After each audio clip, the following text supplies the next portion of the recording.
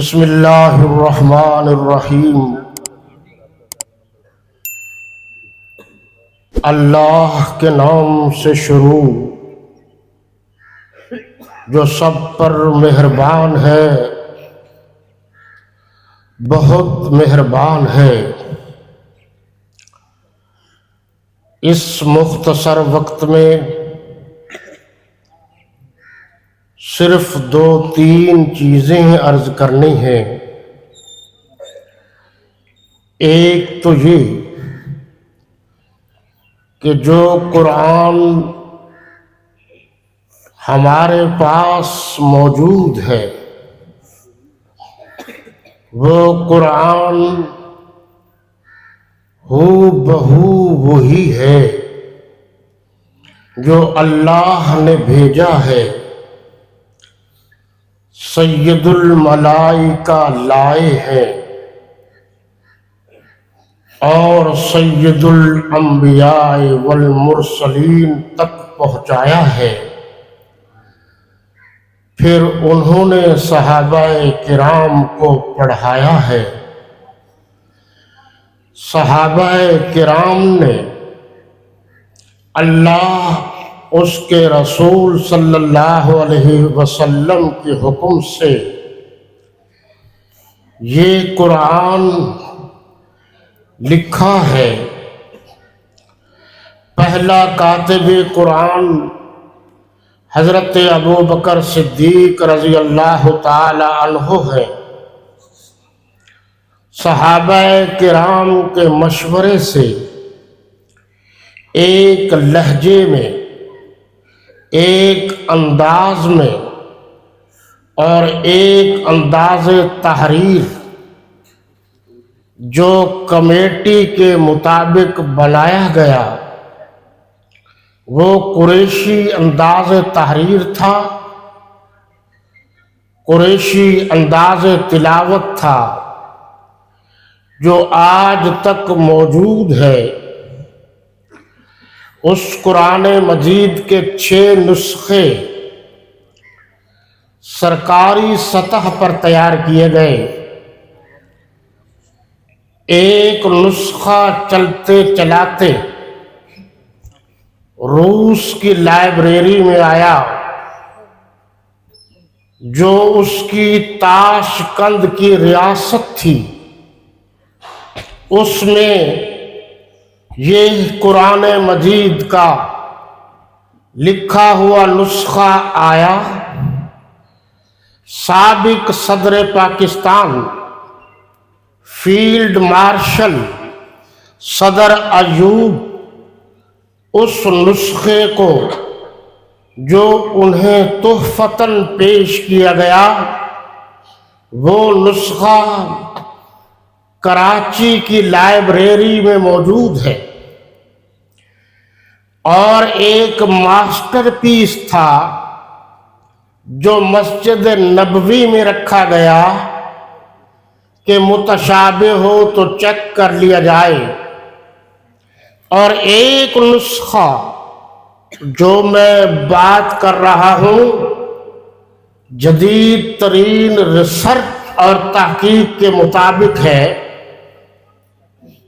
کوئی بھی موجودہ مفکر و دانشور میرے اس موقف اور پروگرام کو جھٹلا نہیں سکتا۔ جو حضرت عثمان غنی رضی اللہ تعالی عنہ کے پاس نسخہ تھا اور شہادت کے وقت جو وہ تلاوت کر رہے تھے وہ نسخہ آپ کے ترکی کے عجائب گھر میں موجود ہے۔ ڈیلی ڈان نیوز نے، روزنامہ جنگ لاہور نیوز نے متعدد مرتبہ ان کے صفحات کی شائع کیے ہیں۔ ٹیکنالوجی کا دور ہے،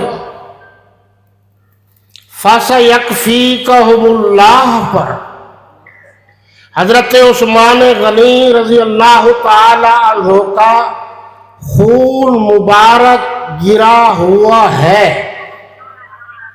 وہ نسخہ موجود ہے، بس آپ کی میں نے توجہ دلانی ہے، نسخہ بھی موجود ہے، یعنی قرآن بھی موجود ہے اور خون عثمان بھی موجود ہے۔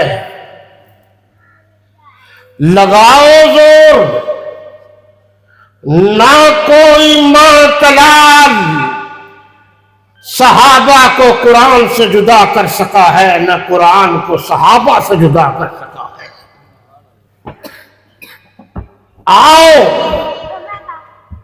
لیبارٹی میں چیک کرو تو یہ بات واضح ہو گئی۔ ابھی 250 سال پہلے کے نسخے کی امریکہ کے خود ساختہ دانشور نے تحقیق کی ہے۔ ابھی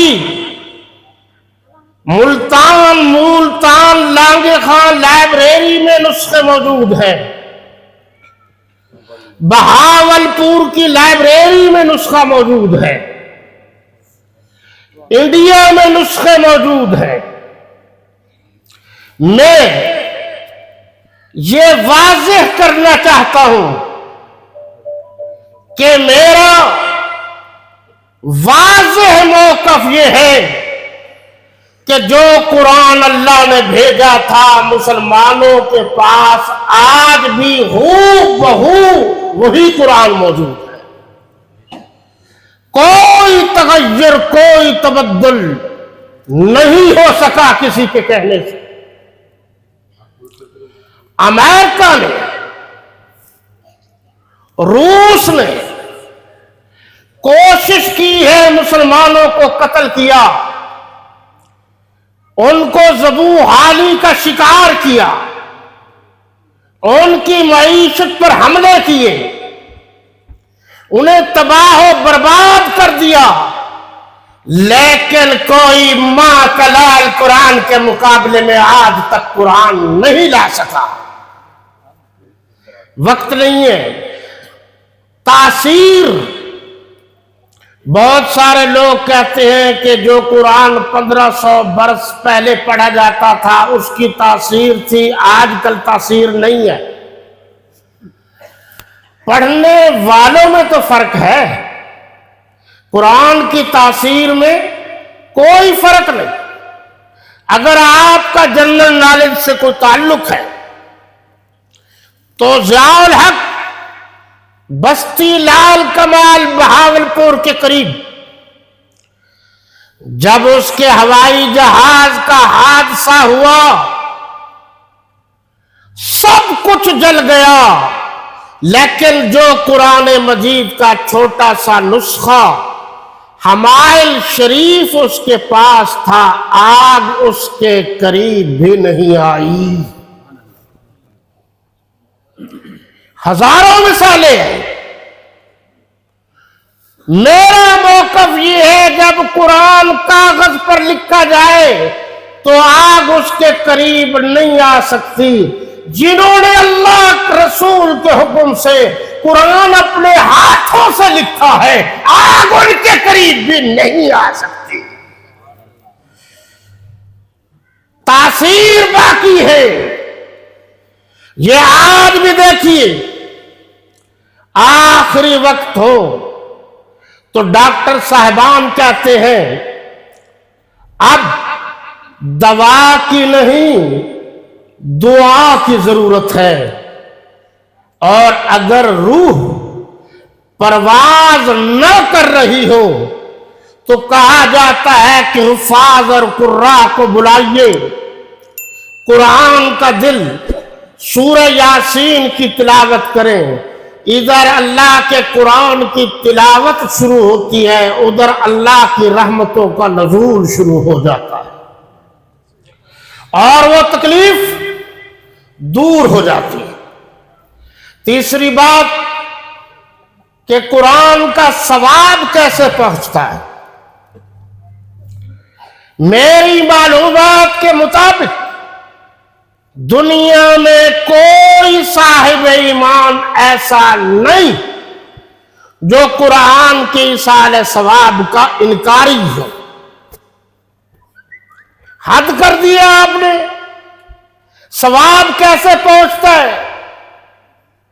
آپ کی محنت سے دنیا کے ایک کونے سے لے کر دوسرے کونے تک سیکنڈوں میں تصویر پہنچتی ہے، سیکنڈوں میں آواز پہنچتی ہے، تو جو ساری کائنات کا خالق ہے، جو سب کا صحیح معنوں میں مشکل کشا ہے، جو حاجت روا ہے، جو پالنہار ہے، جو کرنیوں والا ہے، جو بھرنیوں والا ہے، جو غریب نواز ہے، جو امیر نواز ہے، جو دستگیر ہے، اس خالق کے حکم سے یہ ثواب بھی مرحومین تک پہنچ جاتا ہے۔ گر تمہیں خواہی مسلمان زیستن نیست ممکن جز بقرآن زیستن۔ میری ان 3 باتوں پر بار بار غور کیجئے، سوچئے، فکر کیجئے، تو اگلی حدیث کے مطابق بھی 3 باتیں ہیں کہ آپ نے فرمایا جو قرآن پڑھتے ہیں وہ بھی جنت میں جائیں گے، جو قرآن پڑھاتے ہیں وہ بھی جنت میں جائیں گے، اور جو قرآن پڑھنے پڑھانے والوں کی خدمت کرتے ہیں وہ بھی جنت میں جائیں گے۔